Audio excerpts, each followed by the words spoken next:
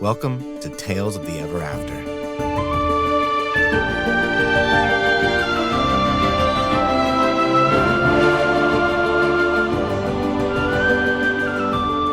Hello, everyone, and welcome back to another adventure of Tales of the Ever After. This is a D&D actual play podcast about previously 2, now 3 adventurers trying to recover their sense of self in a world destroyed by an era-defining cataclysm. My name is Tyler Boroff. I'm your humble DM. I'm joined by Lynn Shephard. I knew it. Also, I was promised that Alaric was going to die, and this is going to become my solo podcast. So Yeah, we're going to have to renegotiate the contract. all right, but I want to raise. Oh, okay. I will give you a 10% raise. Oh, okay. Yeah, sweet. Yeah, sweet. 0. I don't pay. So I play Stephanie Bradshaw, which is very surprising to me. Unexpectedly. Still Unexpectedly. Yeah. Unexpected Stephanie Bradshaw. I think all of us are still surprised by that. So I'm still playing Stephanie Bradshaw, the swashbuckler rogue that I believe is still level 6, but we'll find out at some point. Confirmed. We'll find out at some point. And Randall Marsh. Randall the Scandal coming at you. Yep. I said that. I'm playing Alaric Thilden, the Not warlock. Oh, you want Mulligan? No, I don't want your Okay, backup all right. character. I'm going to bring the Mulligan. Yeah, Alaric Thilden is a level 6 warlock elf. It's got a celestial patron and a glowy sword. And a sister played by Kate White. Hi, I'm Kate White, and I'm playing Dalcia Ithilden. Formerly the creator, formerly the seed bearer, formerly Dalcia Ithilden. She'll soon just be some sort of symbol that Yeah, we'll that's figure the out how to next- that's the pronounce next episode. in podcast. We are recording this right after the last episode. Well, like an hour and a half. Yeah, we later. took a little It's break. right after. Yeah. Like, we're not waiting 2 weeks and recording the Yeah. episode. Right. Yeah. So, we ready to dive in? Yeah. Yes. I was born ready. Nice. Born ready approximately 3 episodes ago. Yep. On a throwaway line from Alaric that we found out. What was that? You said it was a throwaway character. That you Oh, I mean, yeah. I sort of dreamed her up in like 5 seconds. And here we are. Ta-da! I am a god. Well, stay in your lane, buddy.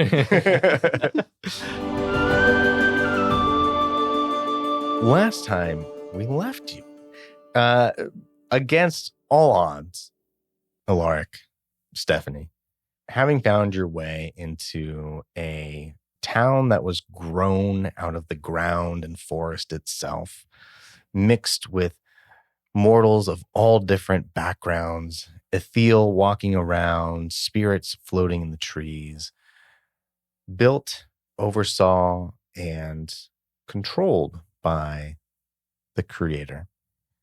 Found yourselves taken deep underground and imprisoned for a length of time. During that time, your memories popped up, your energy sucked out of your bodies. You were able to fight through the liminal space that was created by whatever it is that the Creator has utilized to drive the growth of Dimwood.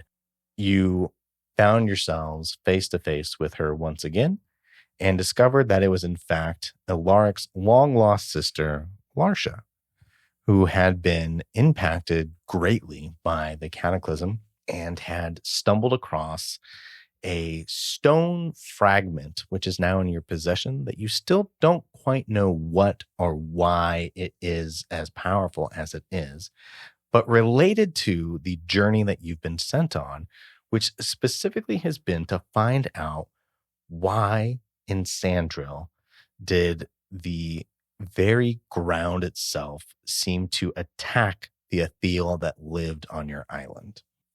Stephanie, you had taken that stone, had a vision, put it into a bag, thrown that bag to Alaric, and had walked out of this underground room.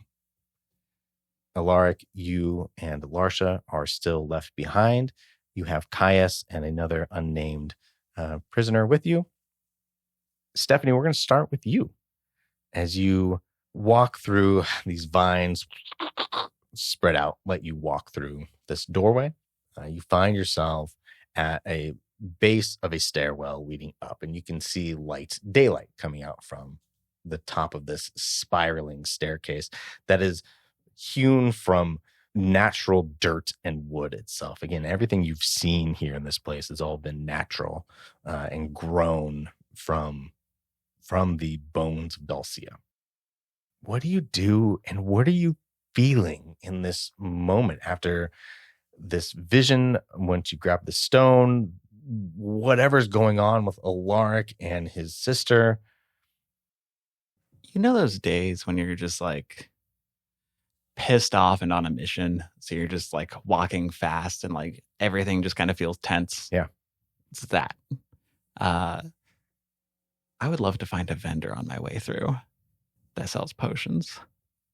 You walk up.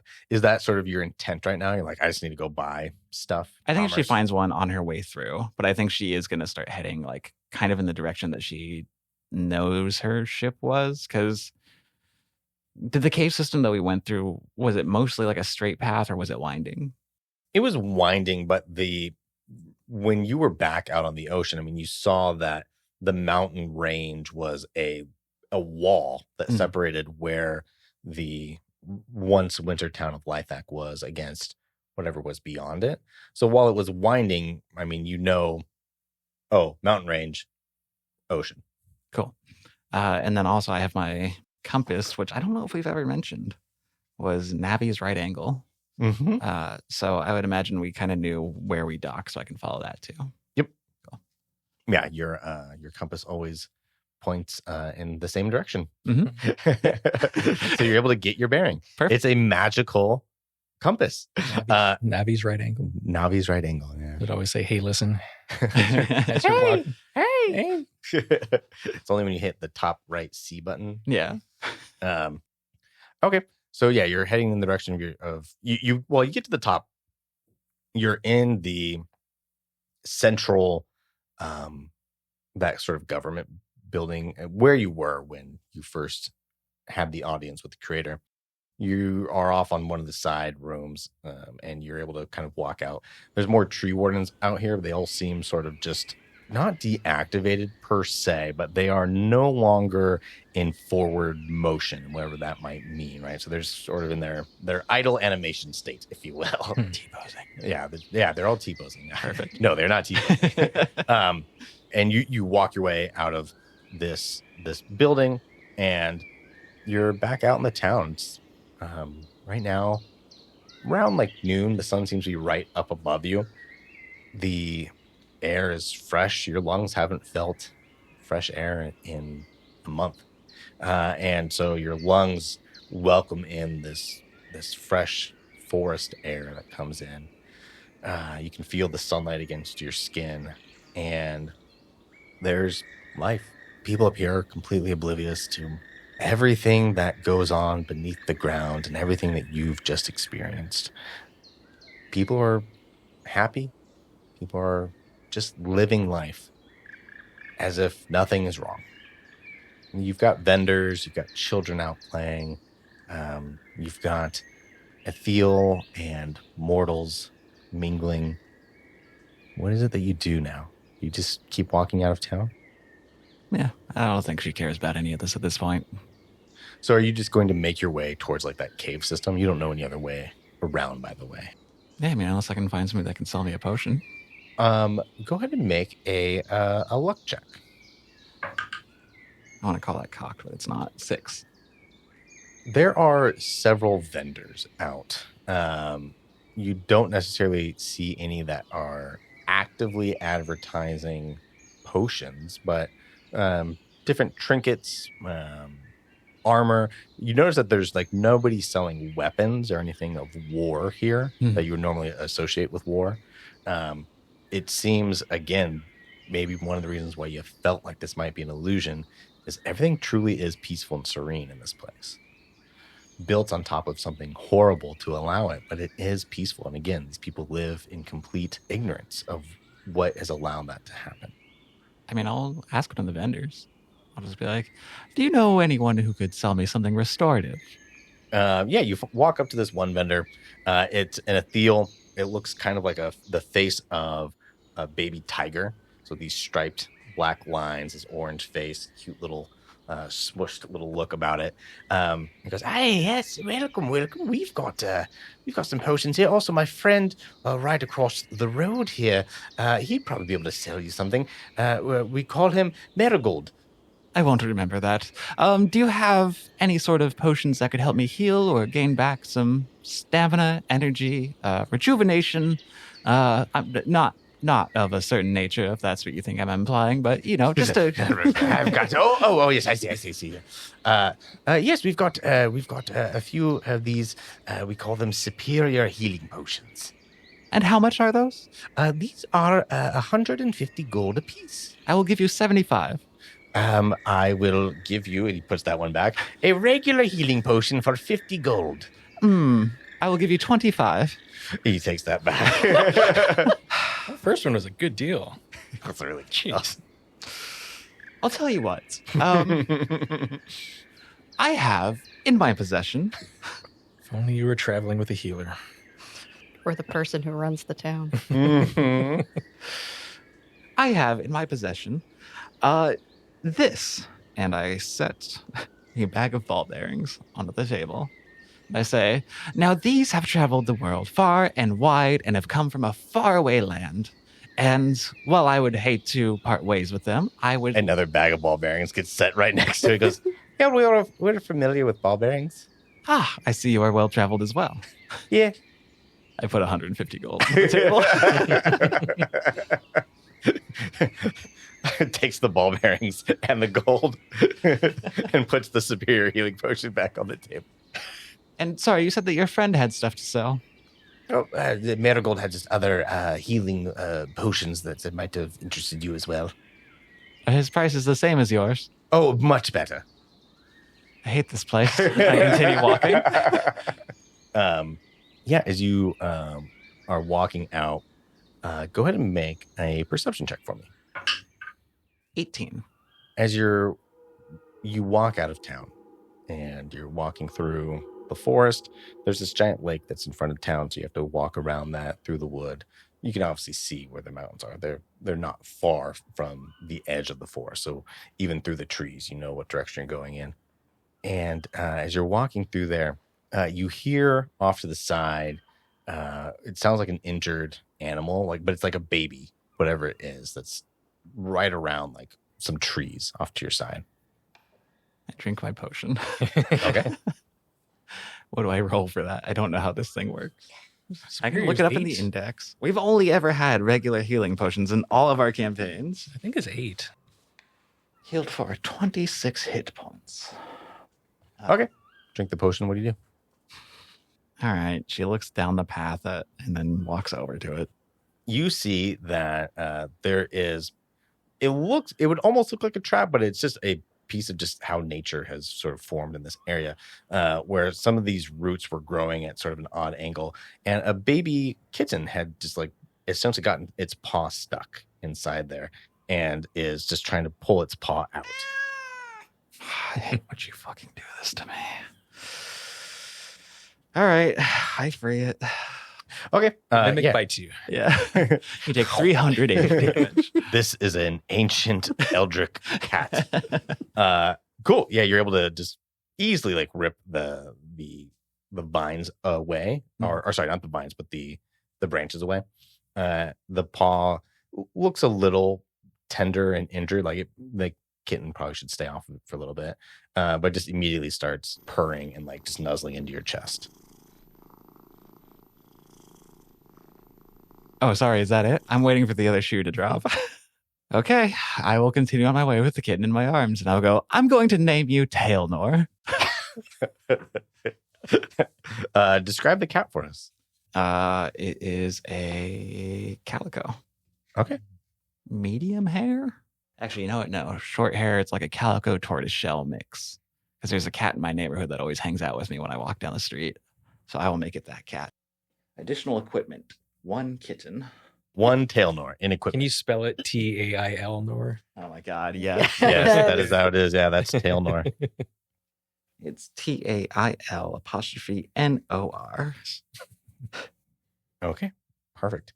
We go back deep beneath the ground to Larcia and Alaric. Stephanie's just walked out.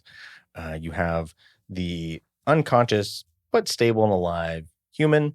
You have Caius, who is alive, but still the energy has been sucked out of him from that blight spell. Will need, some legitimate recovery time and magic and or medical attention. You, Larcia, are still connected to this entire ecosystem, the mycelium network. What do you two do in this moment? So again, just as a reminder to you both, so Stephanie has just walked out. So we've kind of gone back in time a little bit here. Mhm. Larcia, what can I do to help? I have no idea where to start. Well, I don't really know either. Did we establish if I set the prisoners free yet? I don't think we outright said it, but Okay. I think with everything that was going on, you had just sort of stopped the tree warden. Mhm. Stephanie just grabbed that stone. Like that happened very quickly. So I would say no. Okay. I know what I'll do first.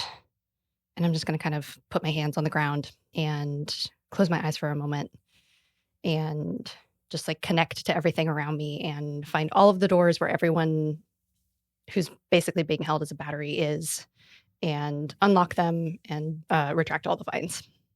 Awesome. You go into your head. You connect with your feet on the ground into the earth, the root, the vines. These things aren't separate from you. They are you. You are connected through all of these things. And you can see exactly where these vines are. These are fingers and arms and legs, things that you have full control over. And you lift up all of these cell doors. You let all of the vines that are stuck inside of people out of them and allow them to either fall and or lay wherever they are on the ground inside these cells. You control all the other creatures that you have roaming around that serve as not just guards, but custodians and other things. You deactivate all of them, or at least tell them to, facilitate an orderly exit of all of these places. You do feel, as you do this, the stone has been removed. It's almost like the edges of when you had eyes, when the edges of vision would start to just a little bit sort of fade out. Whatever that sort of looks like for you, the outskirts of what you can perceive and feel has become dim. And you can tell that you are lessened in your connection throughout this network. But the prisoners are freed. I'm going to open my eyes and look at Alaric and say, I let them all go. That's amazing. I mean, since you're in complete control of everything here, maybe we can facilitate undoing all this. For the time being, things are shrinking. I can't sense as far as I used to. Oh. Do I know where the stone is? Can I tell where Stephanie's going? I have it, actually. Oh, you have it. Yeah. Oh, that's right. Stephanie did. I thought you took it with you. Never mind. To answer your question, though. Can I tell where Stephanie's going? You can tell where Stephanie's going as you focus, but it's difficult. More difficult than it used to be. Okay. And the stone still, the way you perceive things, it still is this bright flare, even through the bag itself. Well, so does that mean that you won't be able to see? I don't know. I don't think I can stay here. Well, you tell me, because I have no idea what you've been through, and honestly, you've been better at being in charge of things than me. I mean, you've done quite well here, but you tell me where we should go, and I will go with you. I want to go home. After the cataclysm, I spent nearly a year searching through the Dimwood for survivors. There's nothing left. Sayela? My two waking thoughts that I've been obsessing over for the last 10 years are finding you and finding Sayela. I don't know where she is. But you're alive. I honestly was not expecting that. I thought I would have to... Well, let's not get into that. I have so much to catch you up on, but first things first, maybe we should clean up this mess. Well, I don't know how much there is to clean up, honestly. Everyone has what they need.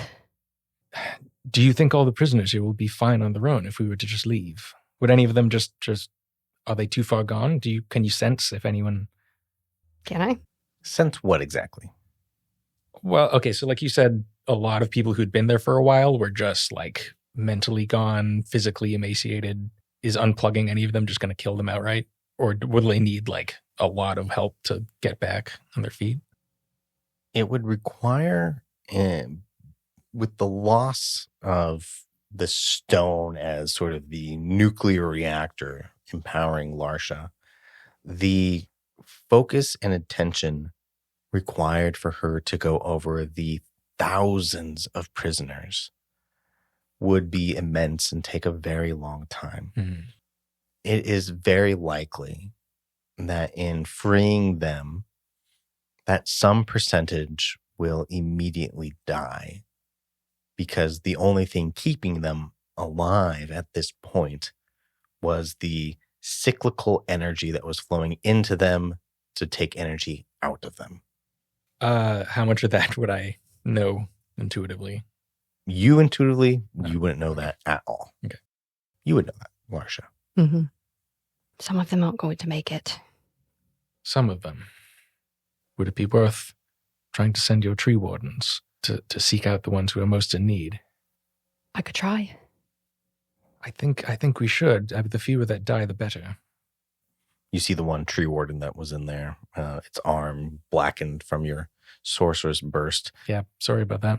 It's okay. And then he walks out as you get the sense that he and a virtual armada of tree wardens are now going throughout the jails to the regions where they would quite feasibly know the most in need now patients are residing, and to grab them and bring them up to the surface. It will take a great deal of time. This is not, again, there are thousands. This is a project that will require days. I feel like Alaric would go into set up a hospital mode and try to at least stop the people who are dying from dying. Even if it took a few days. And remember, you're at very low health. You are emaciated yourself. Yeah. You took those potions, which helps restore your levels. And so you've got more mass, but you also have Caius to worry about now too. Mm-hmm. You have to take care of yourself before you can take care of others, Alaric. Yeah. And I need to get you out of here. That's no small thing. This place has been a prison for you for too long. Do you know the town? You know the people here. Are there healers who could take over the work? You've got people who understand medicine. You probably have one or two divine clerics that might have taken up residence here. Their connection to their deity perhaps weakened, and but able to provide a semblance of health to the population. So they are definitely citizens in this location that you're aware of that can handle this without Alaric. Mm-hmm. Perhaps then the best course of action is that we organize the recovery. You can direct the people who need to do the work, and then I take you out of here. I can do that. Okay. In the meantime, I will cast my last spell to heal myself. Emaciated Caius like, no, that's fine. You look like you need it. So then we need to also figure out how to get Caius out. Back to Stephanie's ship, if she's still here. You're able to lift Caius again, because that thing drains moisture. I mean, we're 70% water, right? So he is paper thin, light, easy to carry. That's convenient, but that also sounds real iffy. So I can take a minute to regain a spell slot. Going back to the medicine check you made on the previous episode, this is not something that you're going to be able to heal in the course of a single day. But would it help? The amount of damage, it would help, Okay. but he would still be immobile. In fact, it's possible that you almost restore too much that it's actually more difficult to transport him. Okay. The help he needs is going to need to be sustained. But does he look well enough to transport? The way you you- described it sounds like he's like, You've healed him, right? So like you've Yeah. given him life. Now, is he well enough to transport? Yeah, as long as you're not, going and fighting squids underwater, those most mythical of creatures, he should be fine. was the mountain pass and the underground pass that we took the only way to get back to Lythag? As far as you know, so Larcia, as the vision, your ability to understand, your mind is fractured and healing with the right personality in charge now. Certain doors in your mind have been shut. You recall that you did have a way to quickly move throughout wherever your mycelium network connected. In this moment, as the energy is left, these doors have closed, you can't quite recall the magic required to allow that. But you do recall that it is a thing that you do have access to if you can take the time to claw back and open that door. I don't know. I feel like we Catch up with Stephanie. we need to try and catch up with Stephanie. We can do that. I'm worried about Caius, and Can I'm you worried about you. carry him? I'll be fine. I can carry Eventually. I can carry him. Can you still see? For now. All right. Do you have things? Do you have anything that you don't want to leave behind? No. It's good to have you back. I missed you. Oh, you have no idea. I say we head on. See if we can catch up to Stephanie. Where did you find her anyway? I'm more like a cat that she found. Yeah, that makes sense. Yeah. And you two walk out back into the city of Dimwood. Again, Alaric, similar to what Stephanie experienced, that fresh air hitting your lungs for the first time in several weeks, the sun hitting your skin. What do you feel in this moment as you recognize how long it's been and you can breathe the forest air again? And by the way, you were tired before and you didn't catch it, but it smells like home. I feel completely different. It's a very different experience. Walking in, not knowing what is going on here, and walking out, kind of having a better beat on things, but also having found my fucking sister. Like that's makes everything feel different. Makes everything feel hopeful and alive. I do feel that connection. Like the Dimwood that I knew feels so much more present. You see also a few of the tree wardens, heavy stomps as they're running. We need all medics to the central building. We need all medics to the central building. And you see some clerics and some other ethereal gathering and people from the stalls getting whatever things they need, coming together like, this is new, we don't know what's quite happening, as they are gathering around the building. And then you see parts of that building, the roots change and mold to allow these large arcs for massive movement in and out of the building as tree wardens start to come out with some of these emaciated former prisoners, and they start to set up cots. And you see one ethereal looks like this jackal that is standing up. He goes, all right, we need beds over here. Okay, I'm gonna need tents right here. Get that one over to the side. All right, I need anybody with healing potions. Set them up right here. We need to see what gear we have available. And is immediately sort of taking control and helping guide the triage and creation of a battle medic tent in this location. I look at him and give him the Michael Caine nod. Across the cafe. Across the cafe, yeah. You see Bruce Wayne. Uh-huh. Yeah, I like it. Would you say that it's called Treeage? Oh. that was actually a That was good really one. Wow. That was. That might end up being the name of the episode. That was really good. Or can I like grab one? Can I flag down one of the tree wardens before we? Yeah, of course. I think one of them just, like, you don't even have to actually I'm just flag gonna it summon down. one of them. Yeah, like it stops and comes over. Yes. I'm going to be gone for a long while. I just need to make sure you all can take care of things while I'm away. By the earth and the wind, we will stay connected and keep the city safe. Thank you. Yes. He stands up and walks off and continues to help the people. Can we get the fuck out of here now? Yeah. It's a lot of power you're giving up. You sure you're okay with this? Yes. We'll go. It's not real. It's not mine. What color are the Ethiel? Just so we can have a running tally here. Yeah, these Ethiel are a slightly different hue of blue, which is something that would stand out to you. Do you have a very important question? Is the Australian elf still there? Good day, mate. Okay, yeah. What do you need? All right, we've got the Dimwood elves over here. I can get some of the other elves. Let's be able to help out the fellow citizens, right? We got some macas. Wonderful, thank you. Yeah, you're welcome. I apologize to Australia.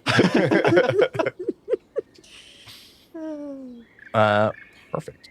You start making your way where? Where do you start making your way? I guess you knew where Stephanie was going. Stephanie headed toward the mountains. I think we should follow her. That was one of the ways to get here that we didn't travel. So, yeah, the other ways is facing a bunch of treacherous underground rivers and squid. So, yeah, mountain it is. I will take a quick minute if we can stop for a minute to rest so I can adjust Kaya's and regain one of my spell slots. Take a little sippy from my flask. You immediately clock that Alaric has a problem. It's barely even noon. Yes. As you take that moment rest to recover your health, or to recover your spell slot. That's just 1 minute. Yeah, during that minute, you hear the voice of the Vizrian in your ear. Doesn't manifest himself, but he goes, I thought I lost you. I was lost and torn from our connection for quite some time. I had difficulty connecting with you. What's been going on? I have been on an adventure, Vizrian. I found my sister. I had to contend with having none of your powers, and yet I lived to tell the tale. As I said before, those powers were there to stop evil, not to heal. Heal is what you are. Power is what I've given you. But I'm glad to hear you've rescued your sister. Things are looking up. We are very happy to hear that. And it seems we are one step closer to healing the world, to healing the rift that was formed. I've learned a lot. I sense the stone with you. We found the stone. What do I do with it? I need some time to rebuild our connection. I still feel very weak. Give me some time and I will return to you. Do you know what this stone can do? Long ago, our realms were connected. Your people believe it to be legend. My people have lived through it for, well, millennia. When our people used to interact and engage in coexistence with each other, some found ways to merge willing ethereal and willing mortals into very powerful objects that could cross realms. These statues, they were the last of your heroes and the last of ours. They turned themselves into those statues to separate our realms, to keep you safe. Are you saying this stone is alive? Once, it was once an ethereal that had a life, had a family, and it was once a mortal that had a life and had a family. Generations coming together, and all that power, and all that life, connecting into a single moment to become something greater than the sum of themselves, turned themselves into a key, and they locked the door. That was quite the sacrifice. Okay, so real quick, in all of my interactions with a Vizrian, didn't think to clock this before. Does he have a hue to him? Does he have a color? He's blue. Okay. Or he was. He was. after the connection with Meridian and your memory, he is now a purplish hue. Okay. Matches the purple of the stone. Giving Mace Windu vibes. What does this look like to me? So, my plan is to take this stone back to Sandril. The leaders there thought there'd be something we can do to help the community and the Athel there. I need to rest. I'll be back. His, not the connection, but the presence is gone. Dalcia, I have a lot to catch you up on. We have some walking to do. Mm-hmm. So, yeah, we'll resume walking. I'll tell her about, I feel bad. I'm going to be talking a lot, but you don't have a lot of memories to tell me about. So 10 years of catching up to do. tell her about Sandril, the work I do there. Tell her about the mission we were on, what the stone means. I'll even tell her about Avizarin. Not everything, but just the fact that I have a patron, and I'll tell her about the stuff I learned. And sorry, you had asked a question, right? What does that look like to you? Yeah. What does that look like? When he was speaking, Yeah. you could see a glow of another person standing next to him, and then it disappeared when he was done talking to it. But he was talking in his head, so there's just like... Right. You should also talk about Lythak. I'm not really sure what we're going to do when we... I have an idea. Excellent. Can you go ahead and make a history check for me, please, Dalcia? 25. Ooh. All right. 25.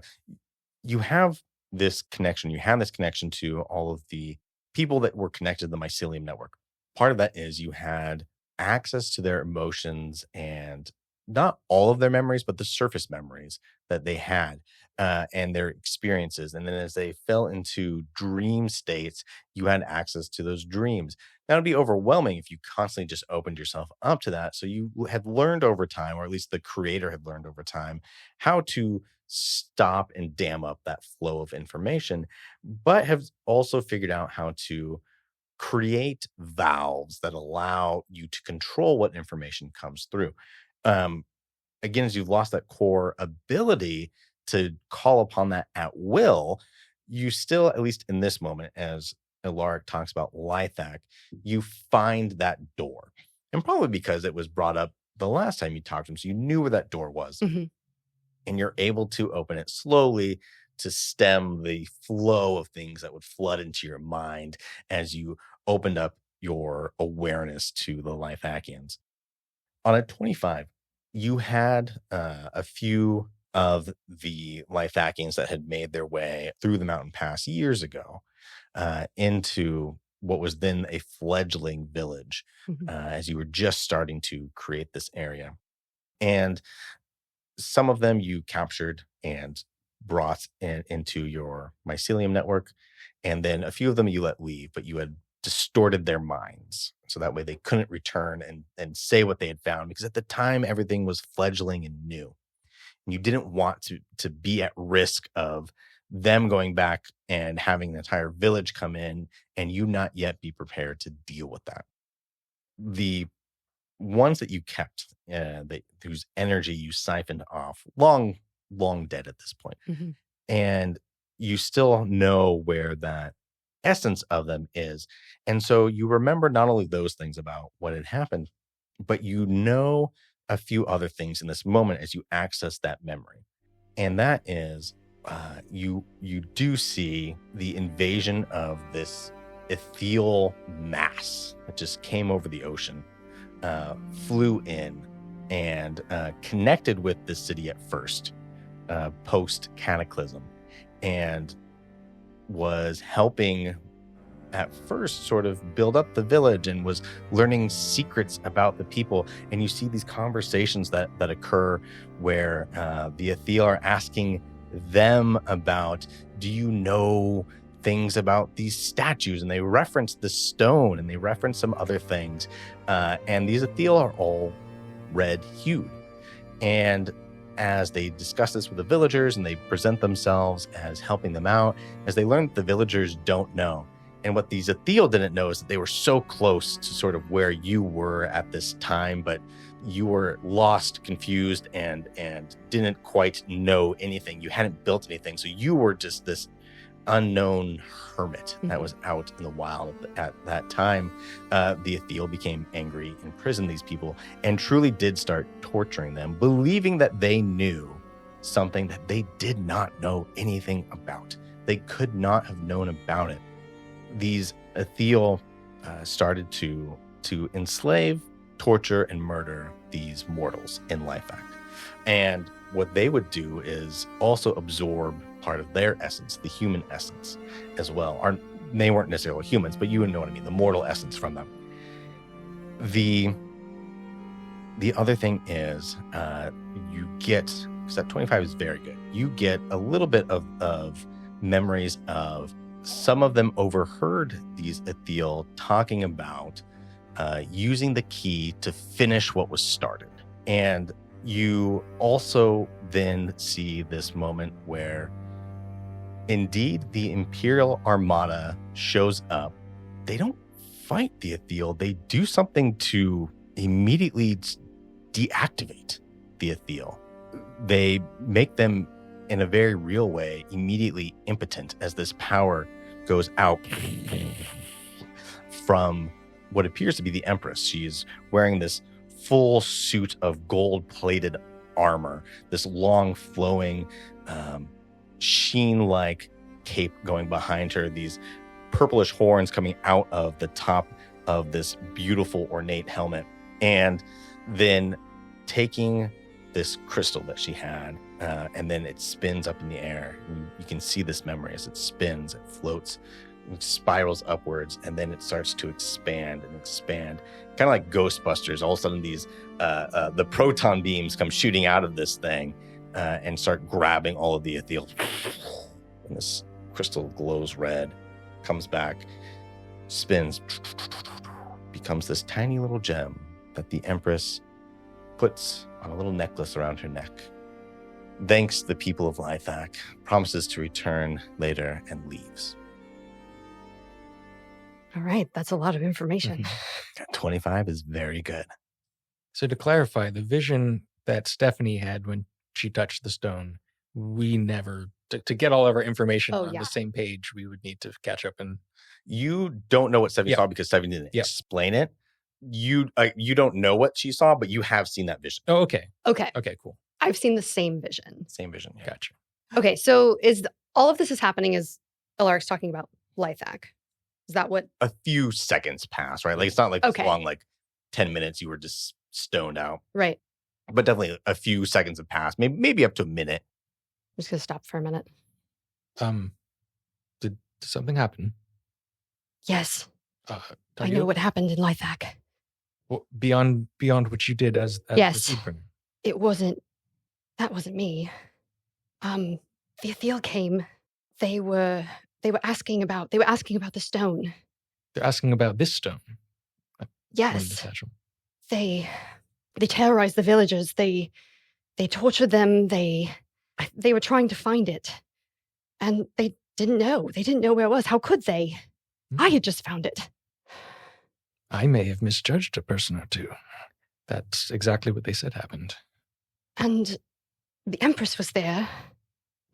The whole army showed up. They spoke about using the key to finish what was started. To finish what was started? And she opened something up, and all of them collapsed inside of it. And look, she's wearing it around her neck. Did the Athel die? Did she seem to... I don't know. They just disappeared. What color were the Athel? They were red. We really need to find Stephanie. Let's go. Stephanie. Hello. You're walking with Tailnor. Mm-hmm. The sun beating down on your skin, the fresh air coating your lungs. Still battered, bruised, exhausted. You're walking in the direction you know you need to go in general, and yet you don't quite know how to get through this area. It's alien to you just because you once walked down a path a month ago into a village that you saw. You don't know what or where to look or go to get yourself back to your ship. As this soft purring against your chest comforts you, what is Stephanie doing?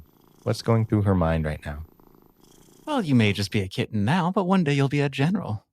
And your ferocity will be heard across the lands. The cat runs away. I will walk off this podcast. You've given me this tie. Don't you dare take this away from me. Do you think I would give you anything that I then wouldn't use to emotionally manipulate you later? No, I know. You're like, it's a kitten. I was like, oh, you. Yeah, I saw the bastard. look like, no, I don't.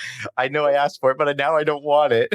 Not like this. You did. Really? Yeah. So now you have a kitten. I'm going to make many puns and make you cringe. Because I know that we came off of like the mouth of a cave that was like up on the side of a hill or a mountain. Do I see anything like that? Go ahead and make a perception check. Weird roll. 25. You can. It's not a worn path, whatever that was, right? Like, essentially, you two were the second group to ever utilize this thing over a long period of time. I think on a 25, what happens is you are able to. You're not only a pirate, but you used to be a trainer of the Royal Guard. And one of the things that you were really good at was sort of triangulating where things were, because you had to be constantly on the look for danger, right? And I think you're able to look back over your shoulder and sort of look at the outline of the lake and the forest and the city, and then look back at the mountain. And even though you can't quite tell, even on a 25, where that cave is, it's this connecting dots in your brain of it has to be in this particular area of the mountain because I remember what everything looked like. You know the area close enough. Like, in other words, if I go there, it'll take me at most another 30 minutes to find this place because it'll for sure be in that area. I do that. Thanks for contributing to the podcast. Yes. Yeah, you start continuing to make your way up there. As you're climbing up the side of the hill here and going a little slow, because obviously now your hands are full, right? With Sir Tailnor. How does that slow me down? It's like a kitten. Well, just like football carry it. Yeah, but there's not a path, right? Okay, Like, so there's yeah. climbing. So yeah, Makes sense. you can football carry it, but one hand climbing is still one hand climbing. Like, you're slow down, right? So as you're getting up there and you look around, like, you can now see clearly far away, but you can clearly see Larcia and Alaric catching up to you. I climb faster. The purring intensifies, Mm-hmm. and you continue to kind of climb your way up. Go ahead and make, I'm going to say it's with disadvantage, but make a survival check for me. 10. Okay. You two see Stephanie climbing up the side of the mountain. Alaric, you don't know for sure where she's going, but you can be like, I know we sort of came from that height, right? So you know that she's trying to find this cave entrance. How far away are we? At this point, you're probably 500-600 yards away. Yeah, we'll just keep following her, right? Mm-hmm. That's about 1,500 feet for our American listeners. Go ahead and make a survival check. Survival. Is that both of us? Yeah, I think you both will do it. Yeah. I got a 10. 27. So between 27 and 10, doesn't take you too long. Like, you weren't too far behind Stephanie, and Stephanie paused and did some stuff. Within like 30 minutes or so, you kind of catch up. I think I paused. PAWS pause. Yes. Yeah. You paused to terribly negotiate on the potion, and then you paused for the cat. You have precious Those cargo now. And they didn't stay behind for like an hour or anything like that. So, Okay. And then against your 10 that you had, and because they have all of their appendages. Actually, you know what? Roll yours with disadvantage because you're carrying Caius. Sure. Better. Okay, so 10. 13. So they end up, because they're able to tag team that. It takes about half an hour. Right around the time that you're getting up to the level where the cave must be close by. I flip off Alaric and Larcia and I say, Caius, hope you're doing well. He can't hear you. He cannot hear you. That's fine. And that's my best friend Caius right there. I'm just going to fall in step alongside her and not say anything. Gonna hang back a few feet.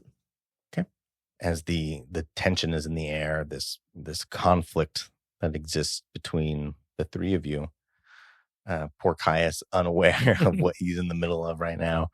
You find that cave entrance. Now, as a reminder, it's a full day's journey through this thing. And again, before, right, it was only a couple hours from the town to the from the cave to the town.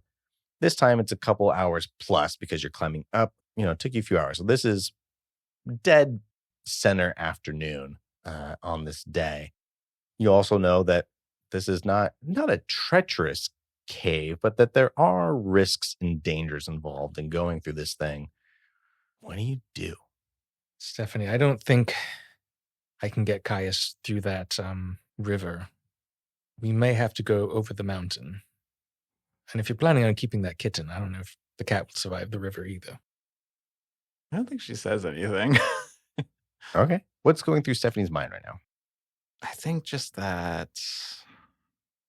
I don't know. I think it's a combination of like Alaric made his choice, and it feels like it went against everything that we had established we were going after. And also, here is mini Empress, and yeah, I don't know. I think just like you've got the human raisin.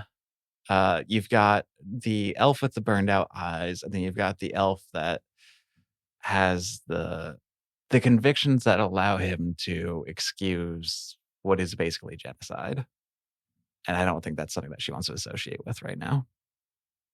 As you're feeling these powerful emotions coursing through you that conflict with one other part of reality, which is you do have the stone you were sent to get. Alaric is speaking the truth right now, that there is a great deal of risk to go through this cave. You don't say anything, but what do? I empty out my bag onto the ground and place the kitten inside of it and pull out whatever version of a bedroll I have with me, and I just make camp. Okay. Because the last time we were here, don't know if you recall, Stephanie wanted to make camp at the mouth of this cave. Alaric, Larcia, you watch Stephanie, and while you don't know the exact conflicts that are going on within her, there are clearly those conflicts written across her face and her attitude and her actions and the way that she's putting these things out into the world. And obviously the encounter you had some 4-ish hours ago. You see her starting to set up camp, makes this little home for the cat. The cat makes itself safe and warm, cozy, circles around inside this little makeshift box, finds a little bit of some of the rope that you have in there, and it's just kneading into it. What do? You should rest. Do you have any traveling gear? Did you bring anything? Bedroll? I don't need sleep. Oh, you don't need any at all? No, I haven't slept in 10 years. Jeez. I can do with only 4 hours, so that's something I probably should have remembered last time.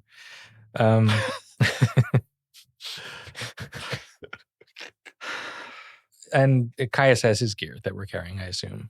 Whatever he had, we probably took. Oh, yeah. Did we pick up? I think it's fair to say that you did, because it was all. We packed everything. Stephanie had found it right when she was going through stuff, so it would have been on her when you got captured again. Okay. So yeah, I think it's absolutely within the actions and the intent of everything that you've done to grab that. I think I did clarify too when I found all that stuff in the storage closet that I pulled everything with me. So yeah, that's what I'm saying. You had that, but then when you got captured again, it would have been in the middle of the room. So I'll probably tend to Caius first, make sure using his own gear that he's in okay shape. Sure he got water and is not freezing to death. Yeah, you're able to easily kind of set up a camp site and then put him into his sleeping roll, make sure that he's kind of secured, and he's able to drink water. He slips in and out of consciousness, not enough to vocalize and or engage with you, but enough to you're able to get him to drink water, and as his eyes are closed and he's able to drink a little bit of it and stay as healthy as can be given these circumstances. Anything else you want to do, Stephanie, before you kind of... I think you guys casually do this. And again, it's late afternoon. Caius is set up. Anything you do before it's time to actually kind of call it in? Maybe a few hours before it would actually be time for you to like truly go to sleep. I make sure that my pistol is loaded. And then I think I just lay down on my side, facing away from them. Okay. So, where's your pistol at? In my hand, kind of like, draped across. Yeah. Okay, cool. Not in the holster. Right. Can I make a sleight of hand check? No. So Lorik's still sitting. Are you still like resting next to Caius?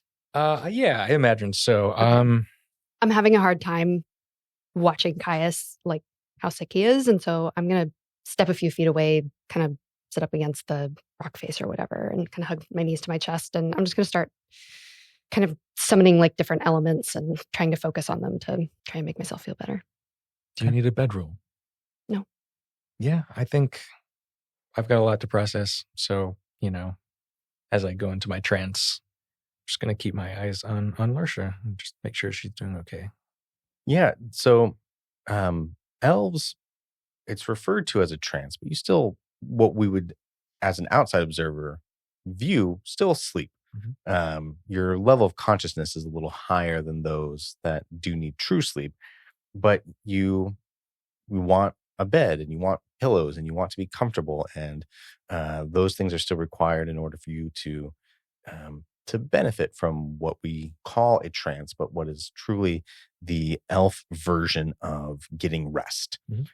And as you're there, you're next to Caius, Stephanie on the other side, staying quiet, her back to you. You are finding it difficult to take your eyes off of your sister you haven't seen in a decade, truly here in front of you, for real, actually here, alive, and also permanently deformed, right? There's a physical reminder of the goodness that can come even after terrible tragedy, in that there she is, but also a reminder of the terrible tragedy, that her eyes are not just gone, but burned permanently out of her face.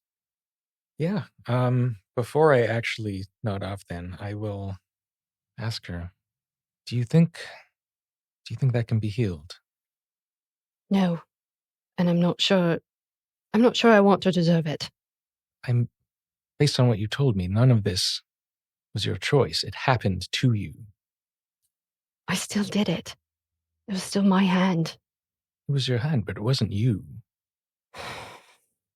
I think you deserve to be whole again. You already had so much time taken from you. I realize this isn't going to actually do anything, but I'm going to use my last spell slot before I go to sleep to try lesser restoration. Technically, it heals the blinded condition, but just to, get up and see if I can affect some of the damage. Even in a world such as Dalcia, where magic can do things where other realms might dictate them to be impossible, where science itself would say these things are not just improbable, but they cannot be true, magic allows those things to happen. And even in a world where that is a fact of life, there are some injuries that even magic, no matter how powerful, no matter how well-intended, cannot fix. This is one of those things. A wound derived not from mortal or even magical means, but something far greater than all of that. Something that had the power to reshape the face of an entire planet caused this injury.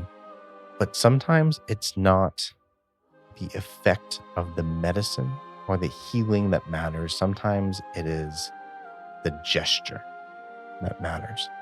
I think in this moment, you know it will not work, but you want it to work. And it cannot work. But you will try anyways, because that is what you do. You are a healer. Healers do not give up just because you weren't able to fix the problem.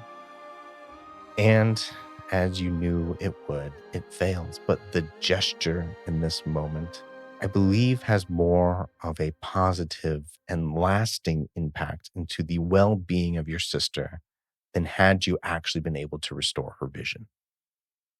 I'm just going to take his hand and say, "You don't have to fix me, but I appreciate you trying." I'm not going to stop trying.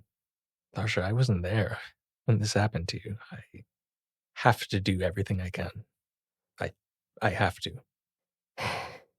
I feel like you're worried about my ability to function, and I can assure you, I can. I don't know what's going to happen when we leave this place, but I know where everything is. I've been able to feel and sense where Stephanie's been since she walked out of that room. I can still feel every single piece of grass that's growing around us. It's shrinking. It's different, but I can still feel it. That sounds like an amazing blessing. I as usual, you are making the most of a horrible situation. I just don't like seeing you broken. 10 years, Lasha, that I have not been able to help you or to be there for you, so I'm going to keep trying. All right, then. You really don't need to sleep. No. All right. Don't ask me how. Also You know- amazing. Some of us do need 8 hours if you could shut up. You turn around, Stephanie says that, and you see Tailnor's little butt sticking out of your bag, Alaric, and like grabs like a piece of jerky and then runs over Stephanie. Oh, I never introduced you to my fox familiar, so I'll summon Linoge. Again, the 8-hour thing. How loud was that? That was just a little poof. Shush.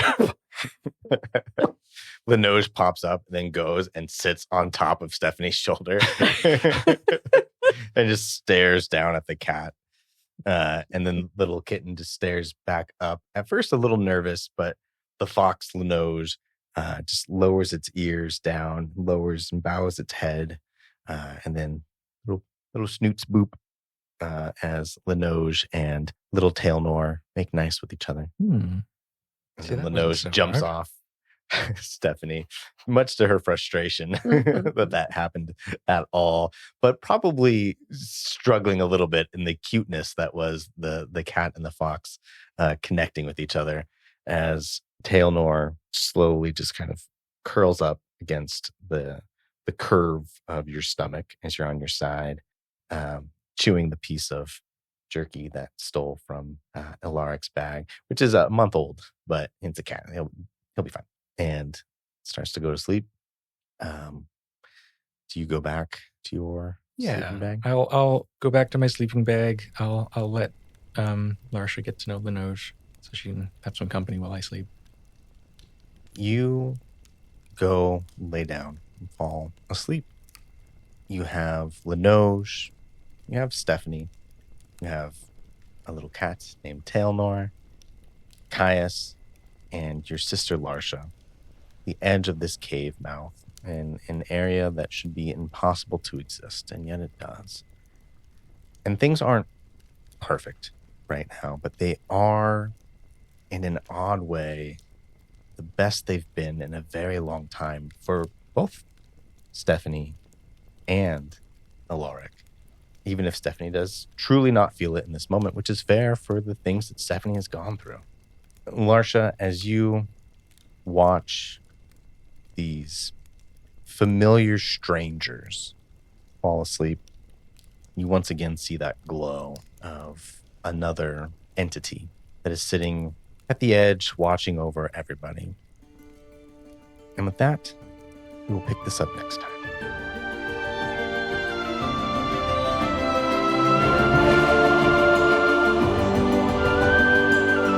Oh my gosh, I can't believe it.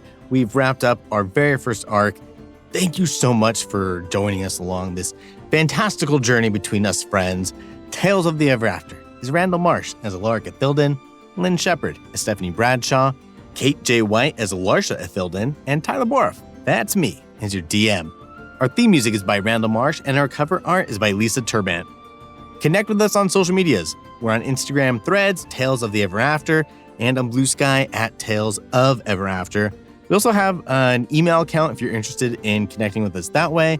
It's simply Tales of the Ever After, one whole word, no spacings, no underscores or anything like that, at Gmail. Tea time for this episode will be out next Tuesday, July 22nd. And Tales of the Ever After will be back with episode 11 on Tuesday, July 29th. Our adventure will continue, and we will see you then.